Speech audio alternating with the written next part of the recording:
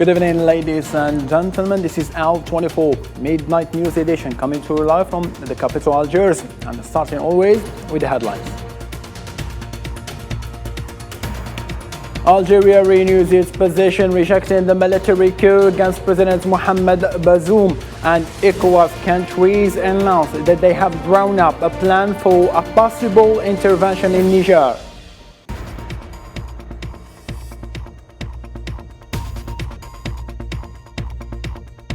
In the Middle East, hundreds of mourners gathered on Friday for the funeral of Palestinian teenager killed by Zionist forces in the occupied West Bank earlier.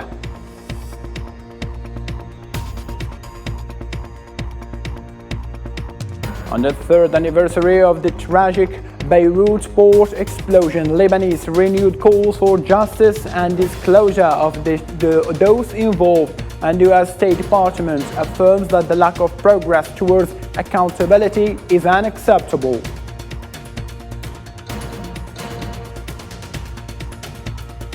As the Turkish president reveals that Putin's visit to Ankara will take place this August, the Russian Defense Ministry inspects the army units in Lugansk, and Zelensky acknowledged the difficulty of confrontation on the front lines.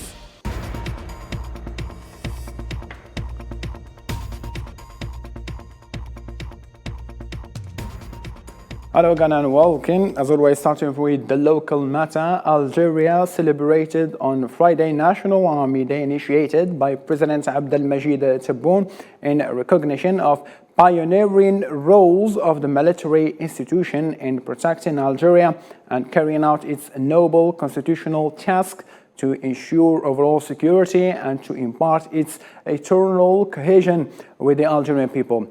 This cohesion has been particularly reflected by the intervention by elements of the People's National Army to rescue the people besieged by the recent forest fires that broke out in some regions of the country, during which 10 soldiers were killed while performing their noble duties. It's worth noting that the Algerian army has witnessed a significant boom and modernization of the capabilities and professionalism and development combat personnel.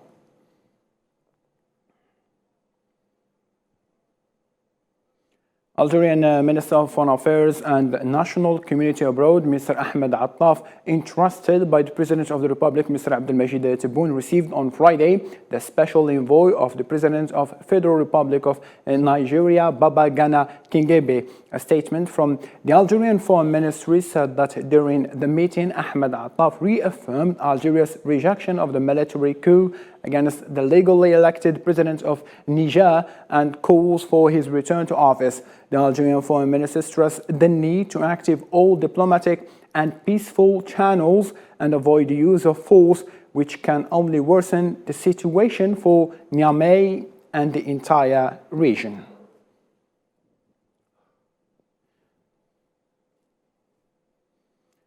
Niger's President Mohamed Bazoum warned of the devastating repercussions of the coup on the country, the region, and the world. In an article published by the Washington Post, Bazoum addressed the world as a hostage and said that Niger was attacked by military personnel who tried to thwart the democratic process, calling on the international community and the United States of America to intervene to return the country to constitutional order. Bazoum advocated on the same occasion the sanctions imposed by ECOWAS on Niger, stating that their repercussions would be disastrous for the country. In the troubled Sahel region, in the midst of authoritarian movements that have taken hold among some of our neighbors, Niger is the last bastion for the respect for human rights. In the same line of thought, Niger's ambassador to Washington said Thursday in an interview with the AFP news agency that the coup military council risks pushing the country towards collapse, stressing that if Niger collapses, the entire Sahel will suffer from destabilization. Je crois que ce qu'on peut dire au moment où nous parlons, I think that what we can say now is that the military council must come to reason and admit that this matter cannot thrive and avoid the unnecessary suffering of our people that can be avoided and to return power to those who were elected by the sovereign people. If Niger collapses, the entire Sahel will collapse and will be destabilized, and there won't be a way to protect the eastern and western Sahel countries. In the aftermath of the recent coup in Niger, coup leaders have made a significant move by cancelling military agreements with France. The decision has sparked tension with French Foreign Ministry, asserting that the only legitimate authorities in Niger can annul such agreements. Here are the latest on the situation with our reporter Hussein Berkan. The National Council for the Safeguarding of the Homeland announced late Thursday evening that they had invalidated cooperation agreements in the field of security and defense with France. They attributed this decision to what they described as France's manipulative stance and irresponsible reaction to the internal situation in Niger. Given the arbitrary position and irresponsible reaction of France towards the prevailing internal situation in our country, the National Council for the Safeguarding of the Homeland decided to cancel cooperation agreements in the field of security and defense with this country. The coup leaders also urged the people of Niger to remain vigilant against spies and foreign armed forces, urging them to report any information related to the entry or movement of suspicious people. The National Council for the Safeguarding of the Homeland calls on the people of Niger to be vigilant against spies and foreign armed forces. It urges them to inform the nearest authorities of any information related to the entry or movement of suspicious persons. Because ECOWAS is impersonal, any attack or attempted attack against the state of Niger will be faced with an immediate and unannounced response by the Niger Defense and Security Forces on one of its members, with the exception of the suspended friendly countries. In response to the coup leader's decision, the French Foreign Ministry issued a statement asserting that the legal framework for defense cooperation with Niger is based on agreements concluded with legitimate Nigerian authorities. France emphasized that it recognized only these authorities, aligning its position with the stance of the international community. As the situation unfolds, tensions remain high, and the impact of the cancelled military agreement on the relationship between Niger and France is being closely watched by the international community. In the same line of thought, the delegation of Economic Community of the West African States, ECOWAS, left the Nigerian's capital, Niamey, on Thursday evening, a few hours after its arrival, with the aim of finding a way out of the crisis in the country. The ECOWAS envoys left Niger without meeting the coup leaders or even President Mohamed Bazoum, but in return they met a number of representatives of the coup leaders.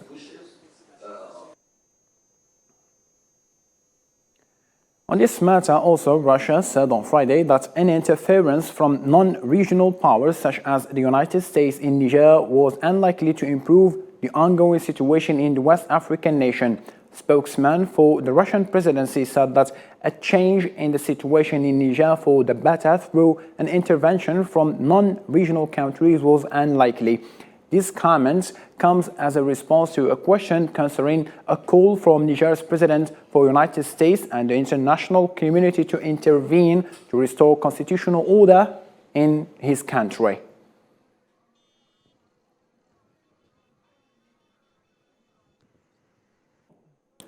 The leaders of the coup in Niger lifted the curfew they imposed after they took control of the government and announced the overthrow of the elected President Mohamed Bazoum. According to a decree issued late Thursday and signed by the leader of the coup, Abdelrahman Tiani, the curfew imposed since the 26th of last July has been officially lifted as of Friday.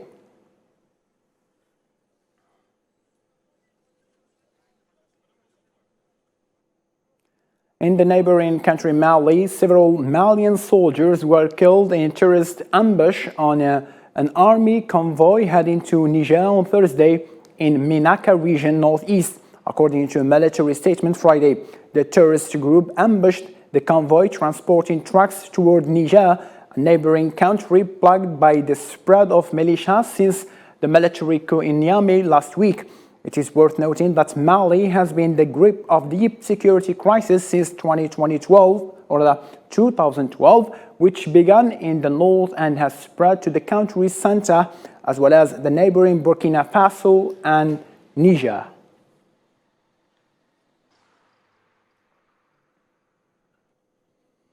Algerian Ministry of Energy and Mines Mohamed Arqab affirmed that the OPEC Plus decisions taken collectively and individually led to reversing the downward trend, reducing fluctuations and restoring stability in the global oil markets.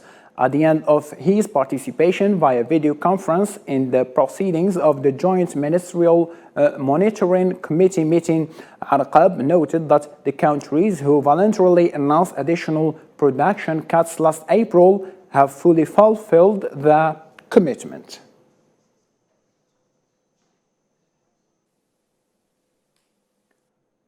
In Africa still, Tunisia denied the validity of international reports that its official agencies assaulted irregular African migrants. Tunisian Interior Minister said in a video posted by the ministry on its official Facebook account that there are reports claiming that Tunisian official agencies have assaulted some Africans who claim to have been on Tunisia's soil, and that the media and social media have used this as an attempt to misrepresent the situation, Tunisia's image, and showed confusion among international and local public opinion, denying that this had happened.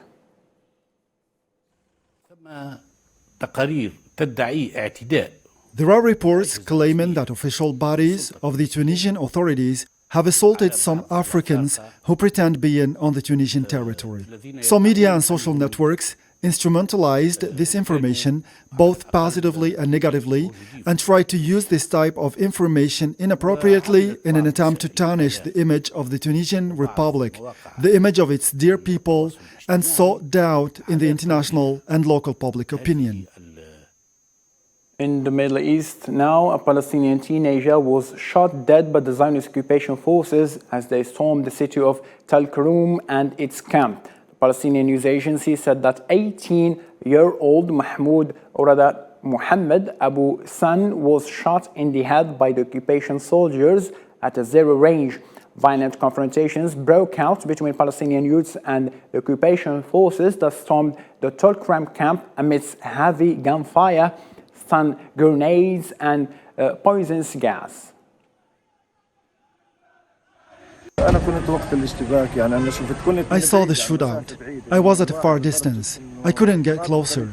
We were at 200-meter distance from the shootout. We were hiding to avoid being hit by a bullet, but we witnessed it all. The clash was extremely violent. I carried him with my own hands and put him in the car. He was badly hurt. Honestly, I can see him again, how he was killed.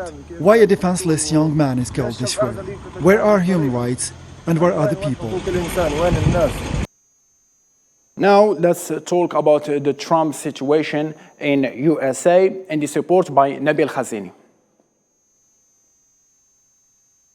When Donald Trump left New Jersey to make his way to Washington, D.C., that was the moment America saw for the first time a former president going on trial for the third time. His private jet took him to the exact city where it all started. In 2021, a group of his supporters stormed the US Capitol in a failed attempt to block the peaceful transfer of presidential power. Upon his arrival, he descended the jet named Trump Force One to be escorted to the court. I'm gonna be free! Outside the court, rivals and allies gathered in full swing. Trump in jail. Sentenced, guilty. I believe that President Trump is completely innocent of all the charges.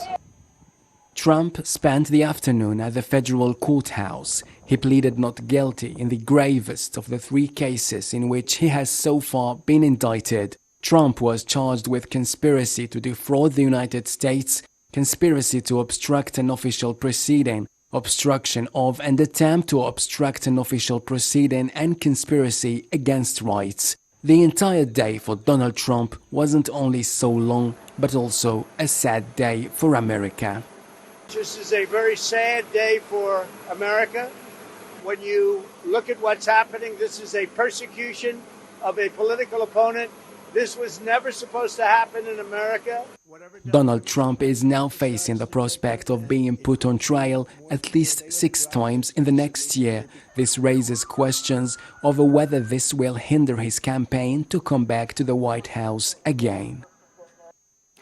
And to have a better explanation on this matter, I'm joined live by Mr. Dennis Small, who is a Latin American editor of Executive Intelligence Review, a weekly magazine founded by the American statesman and economist Lyndon LaRouche.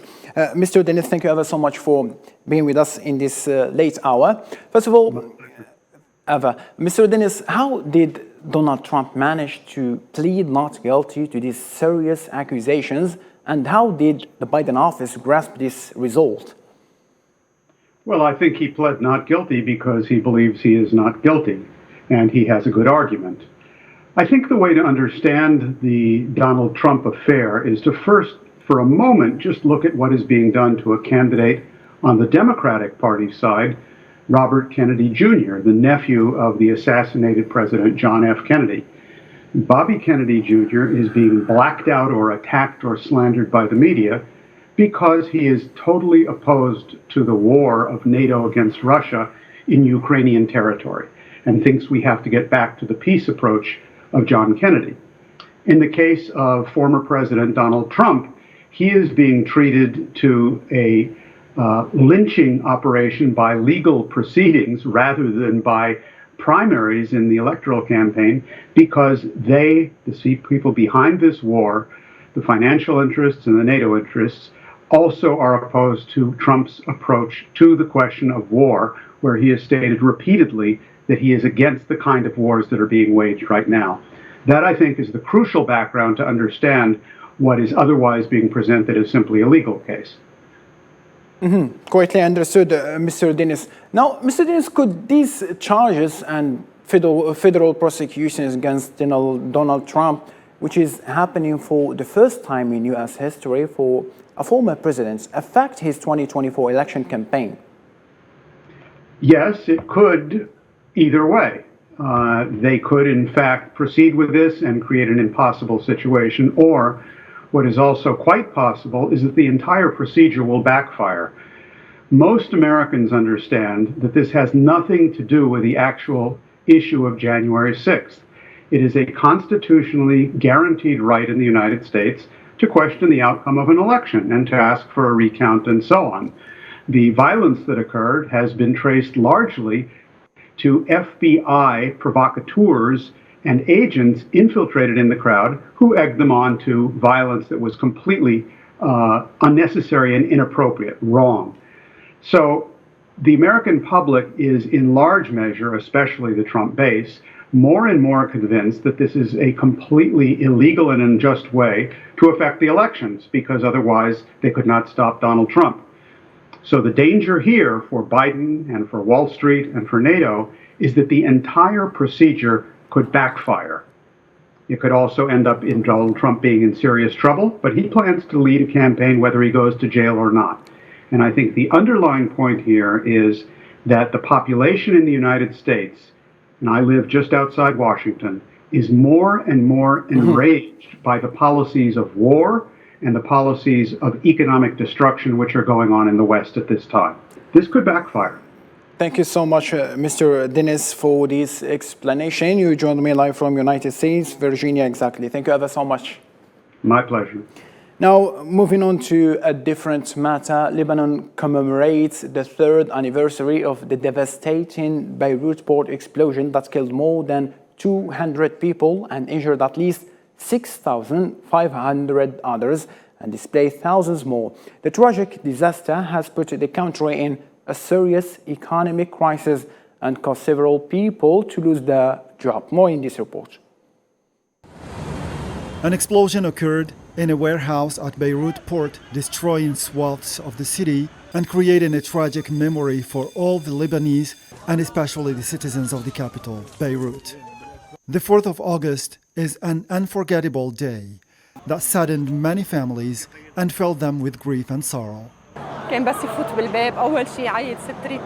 When my son used to come home, he used to say, "Miss Rita, what have you made for lunch today?" Whatever I used to cook, he would not mind. Maybe he did not like all the food, but he didn't want to upset me. I really miss him calling me Miss Rita. This horrific incident has impacted the country's economy, which made the civil protection suffer due to the lack of equipment and the decrease in salaries, thus pushing some people to look for alternative jobs. All these circumstances played a major role in the country's currency devaluation. The first martyr we found was Rami Kaki, but we did not recognize him. We took him in an ambulance and he was identified later through DNA. I'm writing the third anniversary speech, but I still cannot express the catastrophe we are in every time I write something. In addition to the political deadlock whereby the country is unable to elect a successor to President Michel Aoun, Lebanon is plunged into a severe economic crisis that has worsened the citizens' living conditions.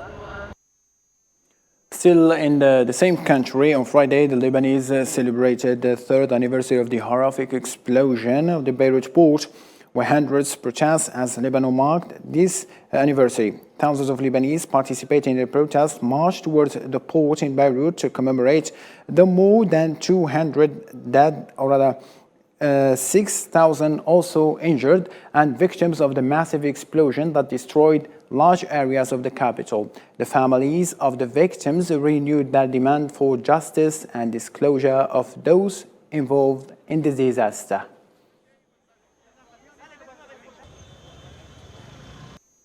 In the same concern, the United States Department calls for accountability as Lebanon marks the third anniversary of the deadly port explosion.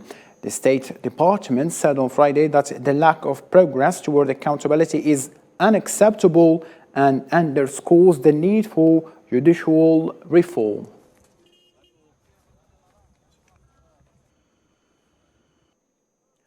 Now, the Turkish President Recep Tayyip Erdogan followed his Wednesday phone call with Putin, in which they agreed, Putin and Erdogan, that he will pay a visit to Turkey in the coming days.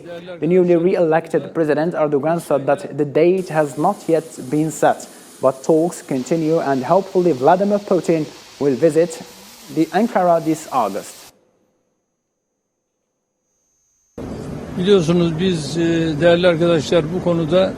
There isn't a set date yet, but our Foreign Minister and the Director of the Intelligence Services are in discussions. I think this visit will take place in August. Regarding the grain deal, we are on the same position. We will transform the grain into flour and then transport it through the Black Sea to the poor and the least developed African countries. The Russian Defense Ministry said that Sergei Shoigu has visited the frontline headquarters of the Center Army Group. According to Russian Defense Ministry, Shoigu got an update on the situation on the front and thanked the commanders and soldiers for the successful operations in eastern Ukraine. Shoigu's last visit to the front line was at the end of June.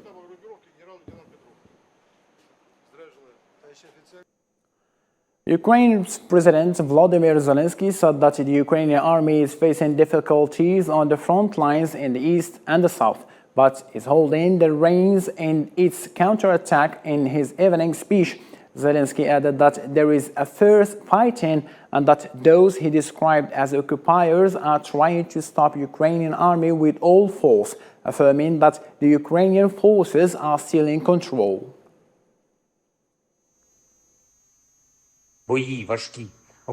There is heavy fighting. The occupiers are trying to stop our men with all their might.